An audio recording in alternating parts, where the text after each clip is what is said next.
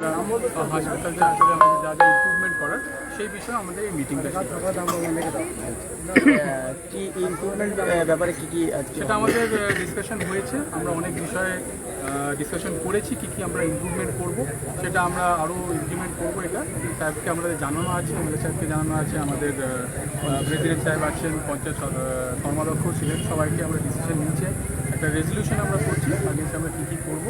Mainly আমরা পেশেন্টদের পরিষেবা এটাকে আরও বেশি ইমপ্রুভমেন্ট করা, এটা হচ্ছে আমাদের আজকে মেন। থ্যাংক ইউ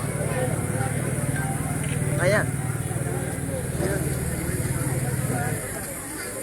লাগিয়ে দাও, এটা লাগিয়ে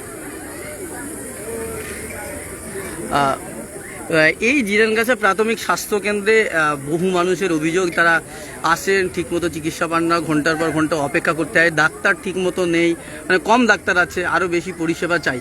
সেক্ষেত্রে আজকের আলোচনার কি বিষয় নিয়ে হলো? জিরানগাছা রুরাল হসপিটালের সার্বিক ডেভেলপমেন্টের জন্য রুই কল্যাণ সমিতির আজকে একটা প্রথম আমাদের মিটিং। এখানে যেমন আমি বিধায়ক হিসেবে আছি, পঞ্চায়েত সমিতির সভাপতি এবং স্বাস্থ্য কর্মদক্ষ প্রধান ছিলেন, মানে যাদেরকে ডাকা হয়েছে, এবং যে পুলিশ স্টেশনের আন্ডারে পড়ছে তাদের প্রতিনিধি, একাধিক প্রতিনিধি মিলে ছিলেন। বেশ কিছু এই হসপিটালের ডেভেলপমেন্টের জন্য আলোচনা হয়েছে। আপনি যেটা বলছেন রোগী পরিষেবা পায় না, ব্যাপারটা হচ্ছে যে পদ আছে যতটা সেই অনুযায়ী এখানে স্ট্রেংথ নাই, ফলে একটা ডাক্তারের ক্ষেত্রে, মেডিকেল অফিসারের ক্ষেত্রে ডিউটিটা অনেক চাপ হয়ে যাচ্ছে। তারপরেও এনাদের সর্বোচ্চ দিয়ে ম্যাডাম আছেন, ফার্মাসিস্ট যারা আছেন, তারা চেষ্টা করেন রোগীকে পরিষেবা দেওয়া। আজকে যে আলোচনা হয়েছে ফ্রুটফুল আলোচনা হয়েছে, সবটাই রোগীদের স্বার্থে। আগামী দিনে এই হসপিটালটাকে উন্নততর করা শুধু নয়, যে 50টা সুস্বাস্থ্য কেন্দ্র আছে তার ডেভেলপ থেকে শুরু করে টোনাতে যে আমাদের এর যেটা আছে একটা নেক্সার হিসাবে পিএসসি আছে, আপনার বিজয়গঞ্জ বাজারে যেটা আছে, তার নিয়েও আমাদের আলোচনা হচ্ছে। সেই আলোচনা হওয়ার পরে আমাদের একটা ডিসিশনে এসেছি যে আমাদের মিটিংটা 1 বছর 1.5 বছর ছাড়া নয়। আমাদের যিনি হেলথ অফিসার ব্লকে যিনি সাহেব আছেন, তিনি যে প্রস্তাবটা দিয়েছেন আমরা সর্বসম্মতভাবে সেটাকে আমরা গ্রহণ করেছি যে প্রতি 3 মাস ছাড়া আমরা এই ধরনের মিটিং করব, তাহলে আমাদের সহজ হবে ফার্দার যে অ্যাকশন নেওয়ার জন্য। আর একটা যেটা আমার কাছ থেকে প্রস্তাব দেওয়া আছে যে এখানে বিভিন্ন ধরনের আমরা প্রতিনিধি ছিলাম, পঞ্চায়েতে আছেন, পঞ্চায়েত সমিতি আছেন, আমি বিধানসভা বিধায়ক হিসাবে, আমরা যদি কাজগুলোকে একটু ভাগ করে নিই বা জেলা লেভেলে কাজ যদি যে রিকোয়ারমেন্টগুলো আছে তাহলে দ্রুততার সাথে সেগুলো পূরণ করা সম্ভব হবে। আমি একটা ছোট্ট উদাহরণ দিচ্ছি, টোনাতে যেটা আছে একটা ব্যাকআপ টিউবওয়েলের দরকার, নলকূপের দরকার, তাহলে ওটার জন্য যদি লোকাল পঞ্চায়েত প্রতিনিধি যিনি আছেন তিনি যদি ওরা দায়িত্ব নিয়ে নেন, তাহলে একটা রিকোয়ারমেন্ট কমলো, সহজে তাদের পূরণ থাকলে। এই ধরনের পাটপাট করে আমরা এ করবো। তবে আমাদের যিনি অফিসার আছেন, হেলথ অফিসার সাহেবের সাথে আমি কথা বলে, আমাদের টিম যেটা কথা বলে, বা এরা যারা অ্যাসোসিয়েট আছে যেটা কথা বলে বুঝতে পারলাম যথেষ্ট তারা কোঅপারেটিভ, তাদের ইচ্ছাও আছে এই হসপিটালটাকে, গ্রামীণ হসপিটালটাকে আরও বেটার পরিষেবা দেওয়ার জন্য। এবং একটা আপনাদের বলি,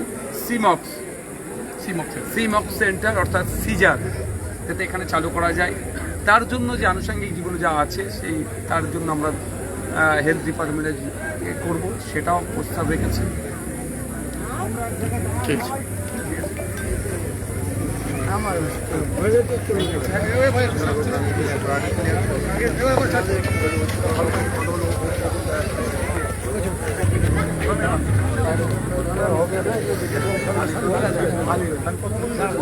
ভাড়া বারজুরি 171 নাম।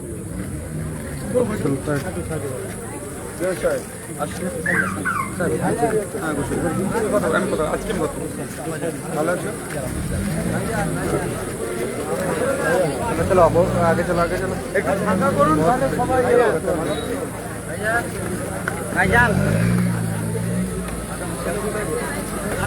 এই তো ভাইজান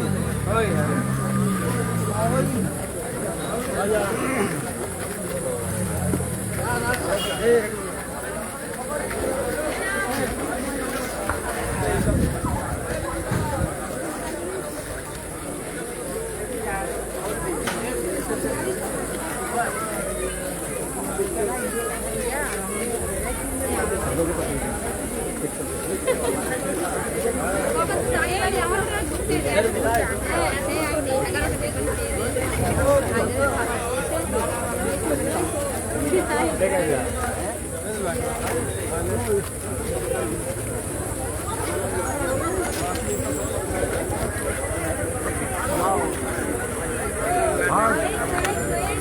ভালো আছে